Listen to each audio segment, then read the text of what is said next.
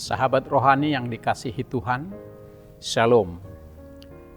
Firman Tuhan renungan bagi kita pada saat ini yang diambil dari Habakuk 1 ayat 5. Namun sebelumnya, marilah kita berdoa. Damai sejahtera dari Allah Bapa Tuhan kita dan dari Yesus Kristus menyertai kamu. Amin.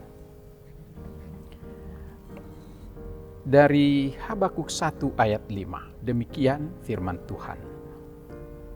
Lihatlah di antara bangsa-bangsa dan perhatikanlah, jadilah heran dan tercengang-cengang, sebab aku melakukan suatu pekerjaan dalam zamanmu yang tidak akan kamu percayai jika diceritakan.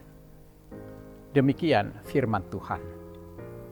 Topik yang kita ambil dari renungan ini adalah pekerjaan Tuhan luar biasa.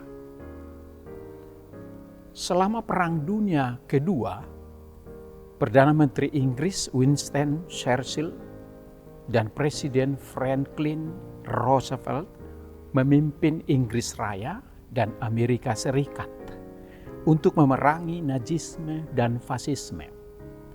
Tetapi tahukah Anda bahwa kedua orang itu nyaris kehilangan nyawa sebelum perang meletus? Desember 1931, Churchill pernah ditabrak sebuah mobil saat sedang menyeberang jalan di New York.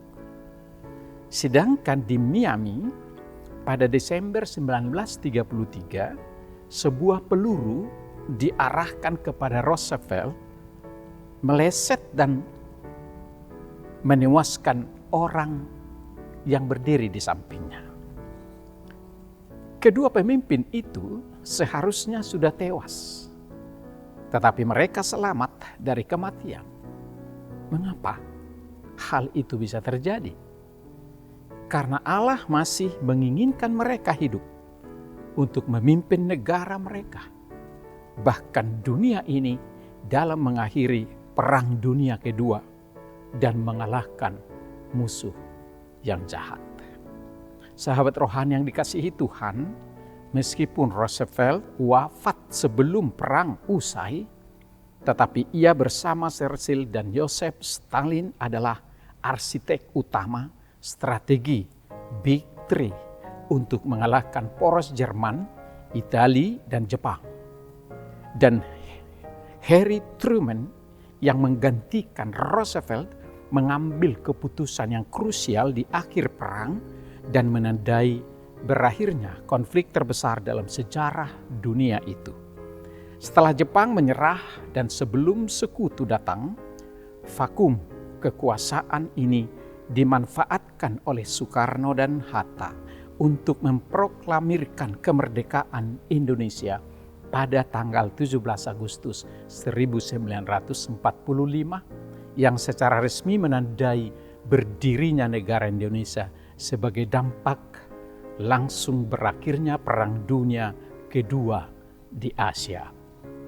Sahabat rohani yang dikasihi Tuhan Yesus, dalam nats kita, Nabi Habakuk mengeluh bahwa Allah tidak seharusnya menggunakan musuh Israel yaitu Babel yang jahat untuk menegur umatnya.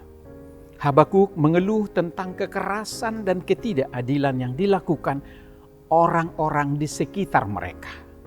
Ia merasa seolah-olah orang fasik itu menang dan menelan orang-orang benar. Habakuk bertanya, mengapa Allah diam atas kejahatan dan kekerasan yang terjadi kepada umatnya? Pernahkah kita mempertanyakan hal yang sama ketika menyaksikan orang jahat hidup lebih layak daripada orang benar?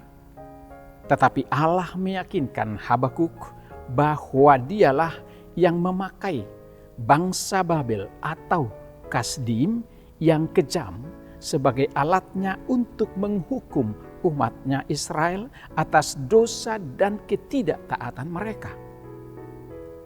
Allah menegaskan kedaulatannya dalam menghukum kejahatan siapapun, baik bangsanya sendiri ataupun orang lain. Meskipun ia Allah yang adil, justru ia akan menghakimi umatnya. Tetapi dia juga akan menghakimi musuh umatnya, yaitu Babel, sebagai bangsa penjajah atas kejahatan mereka. Apa yang terjadi bukan berarti kejahatan yang menang, tapi yang menang adalah Tuhan. Karena Allah yang memegang kendali atas segala sesuatu, ia akan mendatangkan keadilan yang sempurna pada waktu yang tepat. Sahabat rohani yang baik hati, apa pesan renungan kita ini untuk kita hidupi saat ini?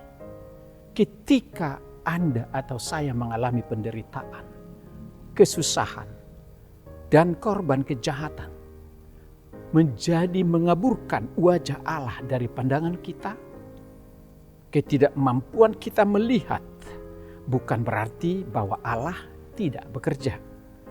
Dalam nats kita, Allah berkata, lihatlah di antara bangsa-bangsa dan perhatikanlah, jadilah heran dan tercengang-cengang, sebab aku melakukan satu pekerjaan dalam zamanmu yang tidak akan kamu percayai jika diceritakan.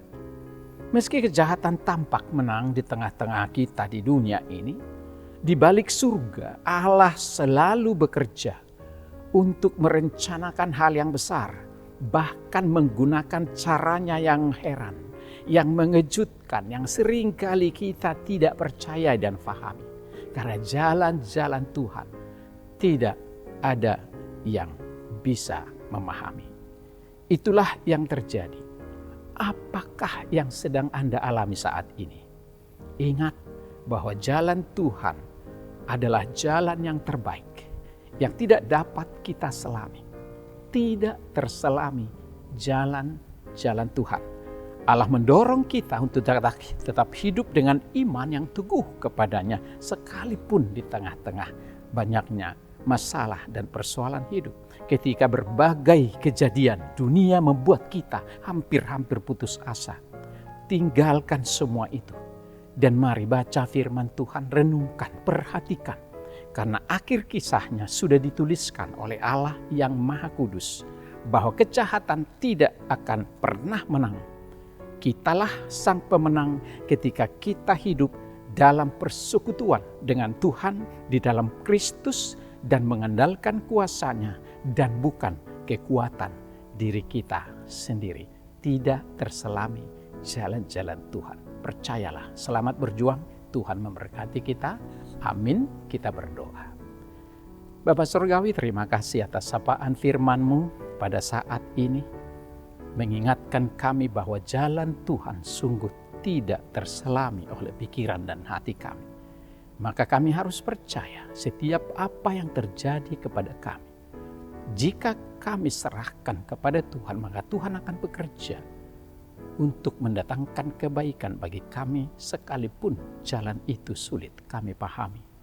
Kepercayaan kami penuh pada kuasa kedaulatan Tuhan membuat kami tenang dalam menjalani segala persoalan.